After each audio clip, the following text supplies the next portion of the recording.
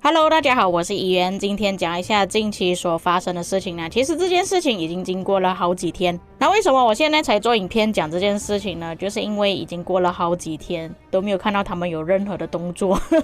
我还以为他们可能发了公告之后，可能隔一两天之后就会马上行动。结果 KVK 都快要结束了，都没有任何行动，所以我就稍微讲一下这件事情吧。这件事情就是关于365还有2489的 KVK。那在之前我就有做过影片说他们这一次的 KVK 发生什么事情啊，在外交方面曾经发生过 drama， 有兴趣的观众可以看回之前的影片解说。不过也正如1846所猜测的那样，1175真的不参战。那么因为他们最后的外交结果出炉是2v1v1啊，我不确定是不是因为1175他没有盟友的关系，所以直接选择退出不打了。所以几乎1175在打了关卡4之后都是没有什么战斗的，基本上啦。所以在那一天关卡7开放的时候，我才看到365跟2489两边夹攻1846跟1316。那么最后的结果，相信各位也是想到了，1846跟1316分别是一个先锋加一个 A 王国，打两边先锋王国是不可能打得过的。所以在他们黄庭开放的时候，基本上不到半天的时间吧，1846跟1316就已经回去了。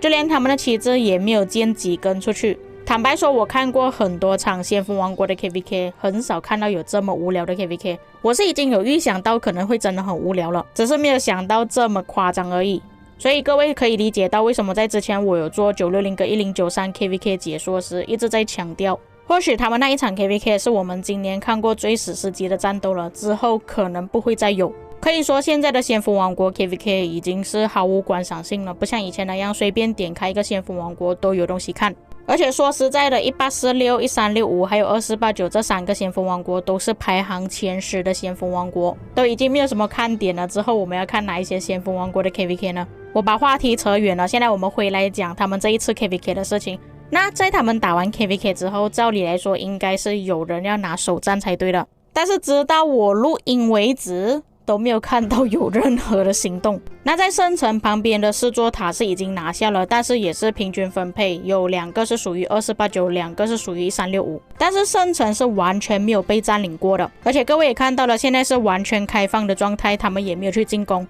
然而他们的 KVK 还剩下5天的时间，那么到底中间发生了什么事情呢？这封邮件我第一次看到的时间点是在5天之前，然而5天之后也是没有行动，所以我今天才来讲。不过这封邮件是没有写上任何日期的，所以我也不能确定它到底是什么时候发送这个邮件的，有可能是在更早之前就已经写了。那么各位也看到了，这封邮件是来自365的公告。那这封邮件有写到，我们跟其他的王国一直以来都是这样子讨论黄庭怎样分配的，并且还有说到他们之前跟1846合作攻击254的时候，也是跟现在的情况差不多。这里帮大家回忆一下他们那一场 KVK 就是那时候1846跟302在关卡4打得非常激烈，并且那时候巴黎队长是掉了差不多6亿到7亿战力左右。那邮件里面接着说，但是他们是把圣城拱手让给了846，因为公平就是公平。那这里推测他们那一场 KVK 846的数据应该是比365还要更好的，毕竟那时候254都已经没有什么战斗能力了。而且我个人也觉得那一场 KVK 846才是真的 MVP 啊，他们值得拿到圣城。而且显然846消耗的资源是比他们还有更多的。在他们这一场 KVK 我发现到846的玩家其实比较起2489的玩家，他们更多是攻击365的玩家，所以才会在这个公告后面有写到，敌人决定在哪里战斗并不是在他们的控制范围内。之前他应该是跟2489那边谈着，他就有问到2489为什么他们的王国消耗的资源是比他们更多，然而2489就是比他们战斗更少的王国，反而可以拿到圣城。但是最后2489是拒绝了他们的解释，继续坚持认为他们应该要拿到圣城。2489提出的方案就是随机游戏，他这里所谓的跑硬币，我推测啦，应该就是看谁先打下那个圣城，那个圣城就属于谁的。不过他们依然还在讨论着这个方案，还有询问365的其他玩家有什么其他的想法。那我看到有人已经分享了数据出来，那假设说根据数据来看的话，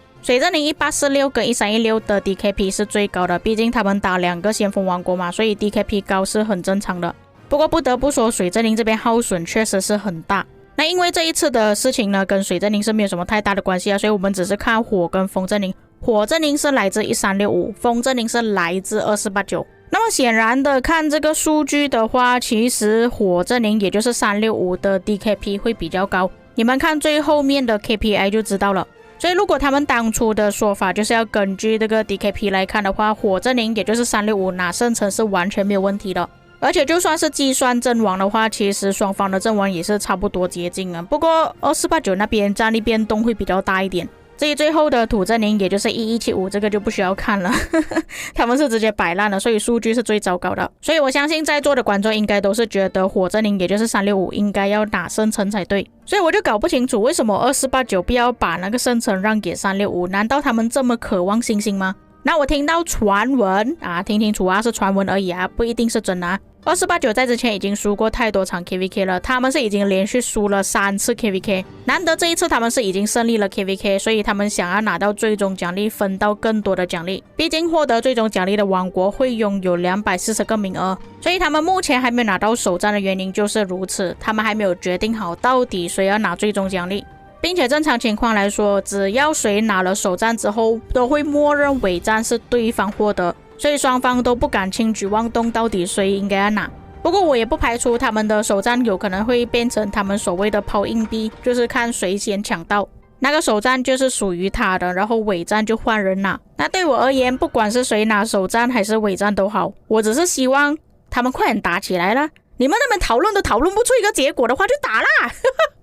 反正你们的 KVK 都这么无聊了，前面你们只是打846，然后1175又没有打架，在你们那个地图上有4个先锋王国，我都感觉好像我在看 CD 主王国在打 KVK 那样。那你们就直接在皇庭这边打起来呀，看谁赢了谁不是拿最终奖励咯，还要用抛硬币来解决，哎呀，无聊的要死。我们想要看到的是内战啊，2489、1365。不过在他们这件事情传过去讨论区之后，其实我看到比较多的玩家是站队在365那边，也有看到不少的玩家做迷因图说这件事情。还有这一张365酷酷的画面，他说在365完成了这一场 KVK 的所有战斗之后，但是2489认为他们值得获得圣城，真是闻者伤心，听者流泪啊。左边是2489讨论关于最终占领的事情，右手边是检查这一次 KVK 数据的表情。不过我也是能理解为什么365跟2489他们不打起来的原因啦，毕竟都已经打过一场 KVK 了，然后剩下的也只是为了要拿皇庭的事情而已，没有必要再打起来。而且真的打起来的话，也不知道要打多久，有可能打到2败俱伤。